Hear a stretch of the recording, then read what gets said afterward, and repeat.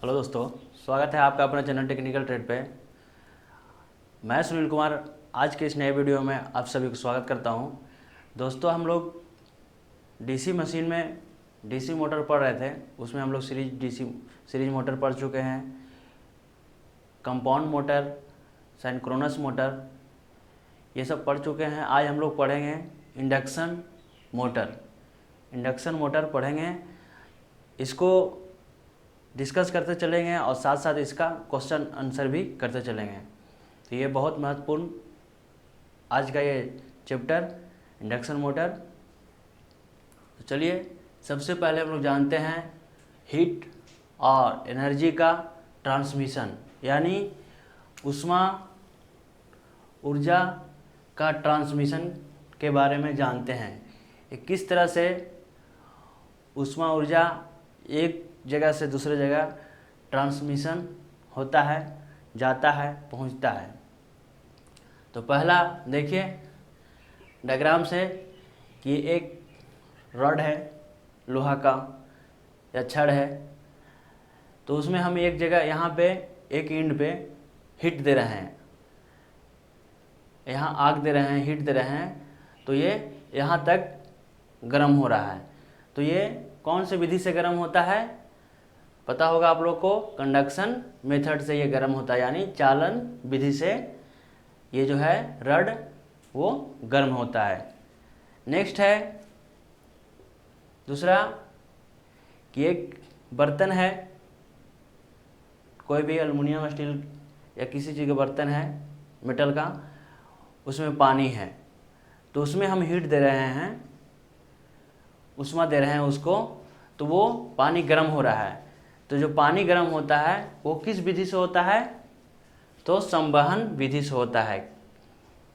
Convection method से जो पानी गर्म होता है उसे याद रखेंगे, किस विधि से किया जाता है पानी गर्म? यह होता है कॉन्वेक्शन मेथड, संवहन विधि। ये सब पॉइंट पूछता है, ध्यान रखेंगे।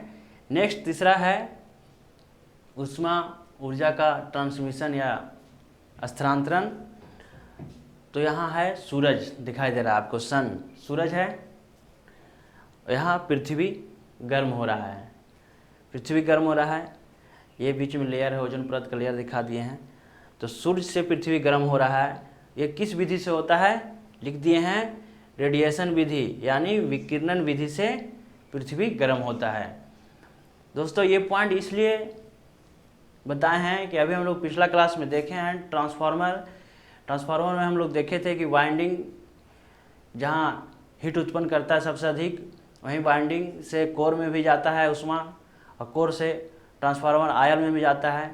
तो ये ऊष्मा का संचरण, ट्रांसमिशन था। उस पर ही आधारित आज हम लोग पढ़ेंगे इंडक्शन मोटर। तो ऊष्मा कैसे इसमें मैग्नेटिक फील्ड बनाता है, इस पॉइंट पे पढ़ेंगे। कंडक्शन मेथड जो चालन विधि है, इसमें ही डीसी मशीन इस पे ही कार्य करता है। कंडक्शन मेथड पे डीसी मशीन भी गर्म होता है, ऊष्मा या एनर्जी का ट्रांसमिशन होता है, स्थानांतरण होता है। नेक्स्ट पॉइंट आज हम लोग जानेंगे थ्री फेज इंडक्शन मोटर के मुख्य पार्ट्स, उसके कार्य सिद्धांत, वर्किंग प्रिंसिपल, कंट्रैक्शन। ठीक है, इसमें देखिए इसका मुख्य पार्ट आपको दिखाए हैं कि एक रोटर है, स्टार्टर है, ठीक है, ये बॉडी है, हुक है, ये बॉक्स है, बेरिंग है, फैन है, इंड कवर है, फ्रंट कवर है, इंड कवर है। तो ये जो है इंडक्शन मोटर के पार्ट्स हैं। इंडक्शन प्रकार के जो मोटर का स्टेटर होता है, ये जो स्टेटर होता है, स्टेटर वो सिलिकॉन स्टील की पत्तियों को मिलाकर बनाया जाता है। किसका बनाया जाता है? सिलिकॉन स्टील, सिलिकॉन इस्पात के पत्तियों को मिलाकर बनाया जाता है। स्टार्टर में स्लॉट कटे होते हैं, देखिए स्लॉट कटा हुआ दिखाएं हैं आपको, ये स्लॉट कटे होते हैं, ठीक है, कटी होती है, जिसमें बाइंडिंग की होती है। वायर होता है इनेमल कॉपर वायर, उसे बाइंडिंग किया होता है। इस स्टार्टर में लिमिनेट कोर का बना रोटर रखा जाता है। ये है जो रोटर, ये लेमिनेट कोर, मतलब जो पत्ती लेते हैं उसे, लेमिनेट कोर का मतलब है कि उस पर पतली पतली परत लेप चढ़ा देते हैं जिसे वो उसमें भंवर धारा, एडी करंट लॉस नहीं होता है, एडी करंट नहीं बनता है, उत्पन्न नहीं होता है, भंवर धारा उत्पन्न नहीं होता है। इस स्टेटर में लेमिनेटेड कोर का बना रोटर रखा जाता है। रोटर की स्लॉटों में ऐसा बाइंडिंग किया जाता है, रोटर के स्लॉटों में ऐसा बाइंडिंग किया जाता है होता है कि वह बंद सर्किट, क्लोज सर्किट बनाती है। स्टार्टर में जब अभी हम लोग देख रहे हैं, स्टार्टर में जब 3 फेज सप्लाई देते हैं, देखिए 3 फेज सप्लाई दे रहे हैं, 1 2 3 3 फेज सप्लाई दे रहे हैं। ये बॉक्स है, टर्मिनल बॉक्स जिसे कहते हैं, नॉर्थ साउथ पोल है, ये पोल्स बाइंडिंग किया हुआ है, यहाँ कसा हुआ है, पेच से यहाँ फिक्स किया हुआ है, यॉक बॉडी ये है, यहाँ स्थापित किया गया है, इसका बेरिंग है, इंड कवर है ये, ठीक है। यहाँ भी बेरिंग है, बेरिंग के सहारा से इसे मूव कराया जाता है, फिक्स करके चलाया जाता है।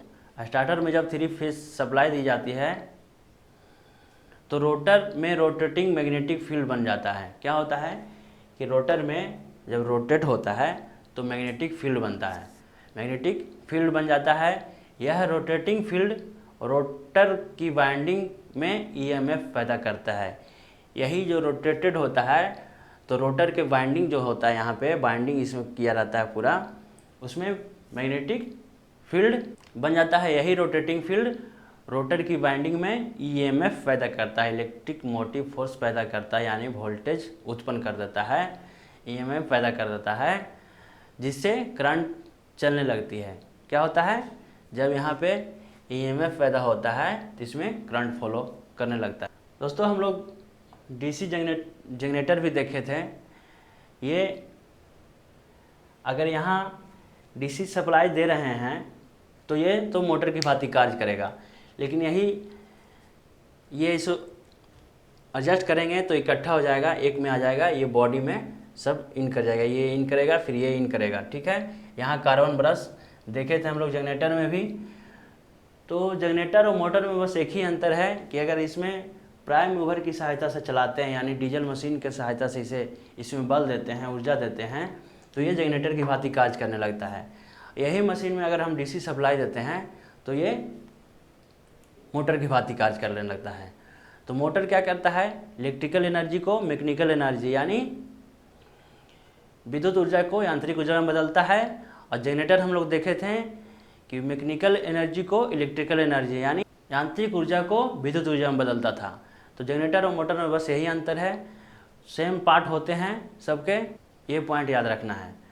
नेक्स्ट है, ये किस सिद्धांत पे कार्य करता है, तो याद रखना है लेंज साहब के सिद्धांत पे ये कार्य करता है। लेंज के सिद्धांत के अनुसार करंट उस एक्शन का विरोध करता है जो उन्हें पैदा करती है। लेंज साहब के अनुसार करंट उस एक्शन का विरोध करता है जो उसे पैदा करती है, जो उन्हें पैदा करती है। वे इस प्रकार चलती है कि टॉर्क पैदा हो जाता है, ठीक है। जो रोटर के रोटेटिंग फील्ड के घूमने की दिशा में घुमाता है। रोटर है, रोटेटिंग फील्ड की दिशा ये है, तो उसे घूमने की दिशा जो होती है उसमें ही घुमाता है। तो यही है कि वो इस प्रकार चलती है कि टॉर्क पैदा हो जाता है, और जो रोटर को रोटेटिंग फील्ड में घूमने की दिशा में घुमाता है। रोटर में इलेक्ट्रोमैग्नेटिक इंडक्शन, रोटर जो होता है उसमें रोटर में इलेक्ट्रोमैग्नेटिक इंडक्शन से करंट पैदा होता है। किससे होता है, रोटर में इलेक्ट्रोमैग्नेटिक इंडक्शन के सिद्धांत पर करंट पैदा होता है और मोटर चलती है। अब मोटर चलती है इसलिए इस मोटर का नाम इंडक्शन मोटर पड़ा है, ध्यान रखेंगे। इस पे कुछ पॉइंट डिस्कस कर लेते हैं, आप लोग को इसमें समझने आसानी होता है। जो स्टेटर जो होता है अर्ध खुली स्लॉट होती है, ऐसे उसे पेज से फिक्स किया जाता है। जो लेमिनेटेड कोर का बना होता है, किसका बना होता है, लेमिनेटेड कोर का, मतलब इसके 2, 4, 6 या 8 पोल के लिए बाइंडिंग किया जाता है। जो पोल ध्रुव होता है इसके 2, 4, 6, 8 इस तरह के पोल की बाइंडिंग की जाती है। ठीक है, यदि मोटर में 2 पोल या ध्रुव कहें 2 पोल की हो तो यदि मोटर 2 पोल की हो तो उसकी जो रोटेशन पर मिनट जो होता है पर मिनट घूरने की क्षमता जो होता है रोटेशन पर मिनट वो 3000 आरपीएम होगा। 3000 आरपीएम होगा। 2 पोल की जो मोटर होगी उसका आरपीएम कितना होगा? 3000। यदि यही अगर 4 पोल की हो तो उसकी जो गति होगी वो 1500 आरपीएम होगा। 1500 आरपीएम रोटेशन पर मिनट होगा। यानी इससे यह पता चलता है कि पोल की संख्या बढ़ने से मोटर की गति कम की जा सकती है। पोल ध्रुवों की संख्या बढ़ाने से मोटर की जो गति होगी, स्पीड होगी, उसे कम की जा सकती है।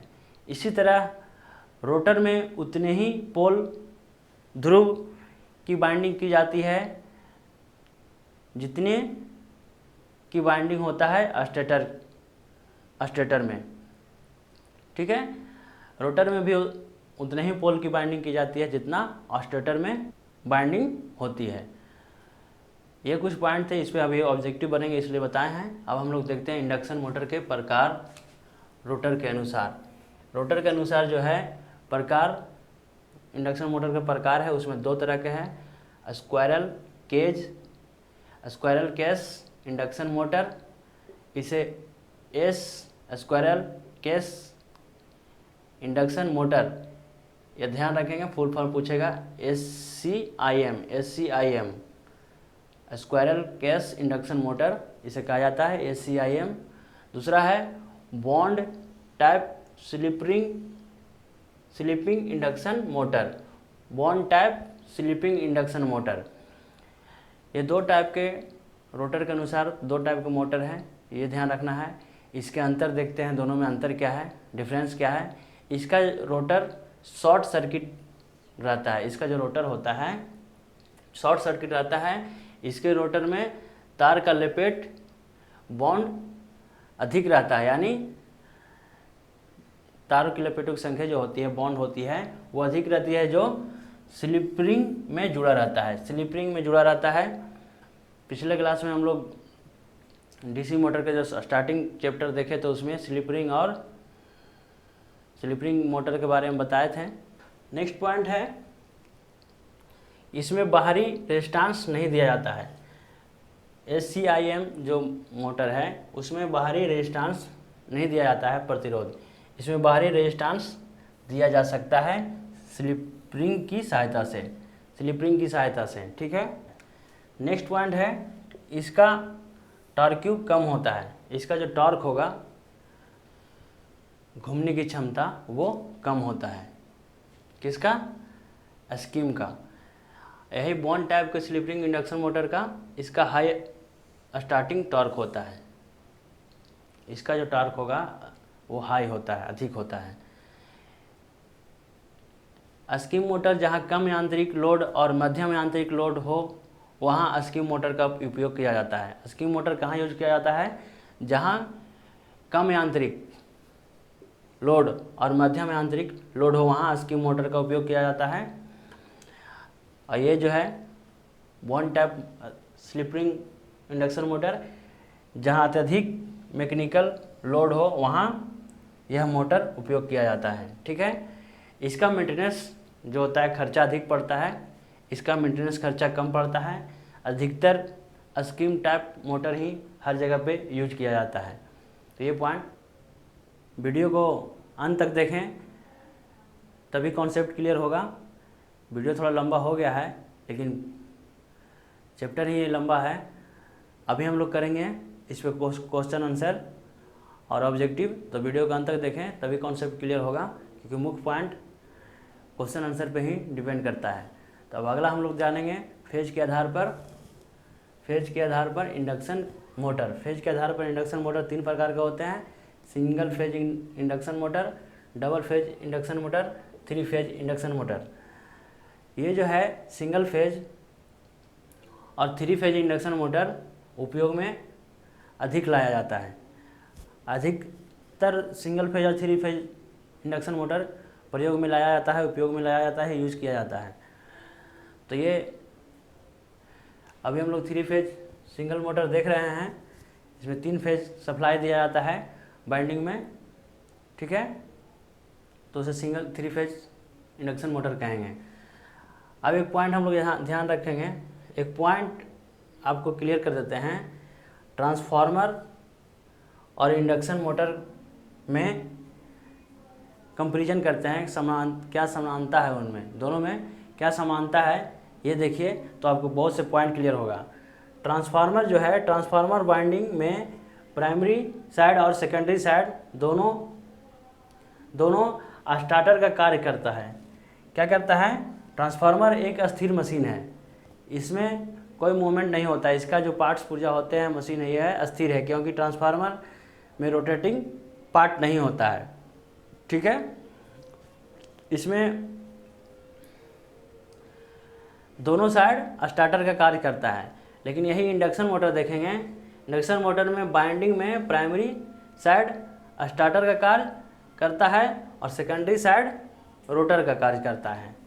ये है, दोनों में तुलना करने पर यह अंतर पाया जाता है कि इंडक्शन मोटर में वाइंडिंग में, इंडक्शन मोटर के वाइंडिंग में प्राइमरी साइड स्टार्टर का कार्य करता है और सेकेंडरी साइड रोटर का। लेकिन ट्रांसफार्मर में ऐसा नहीं है, दोनों साइड में रोटर का कार्य करता है। यहाँ प्राइमरी साइड में सप्लाई दिया जाता है, सप्लाई यानी एसी वोल्टेज दिया, एसी सप्लाई दिया जाता है, और सेकेंडरी साइड में इसका लोड रहता है। लेकिन जबकि इंडक्शन मोटर में सेकेंडरी साइड में सप्लाई दिया जाता है। इंडक्शन मोटर में किधर सप्लाई दिया जाता है? सेकेंडरी साइड में सप्लाई दिया जाता है। ये पॉइंट याद रखेंगे, बहुत महत्वपूर्ण है दोस्तों। अब कुछ क्वेश्चन आंसर हो जाए कि इंडक्शन मोटर का नाम इंडक्शन मोटर क्यों पड़ा? इंडक्शन मोटर का नाम इंडक्शन मोटर क्यों पड़ा? क्योंकि इंडक्शन के सिद्धांत पर ये कार्य करता है, इसलिए इंडक्शन मोटर का नाम इंडक्शन पड़ा। मोटर की स्पीड किन किन बातों पर निर्भर करता है? फ्रीक्वेंसी और पोल की संख्या पर निर्भर करता है मोटर का स्पीड, ये ध्यान रखेंगे। स्लिप-रिंग मोटर कहाँ कहाँ प्रयोग किया जाता है, यूज किया जाता है? काम में लाई जाती है, तो जहाँ अच्छा टॉर्किंग चाहिए वहाँ पे स्लिप-रिंग मोटर का प्रयोग किया जाता है, ठीक है। नेक्स्ट क्वेश्चन है कि इंडक्शन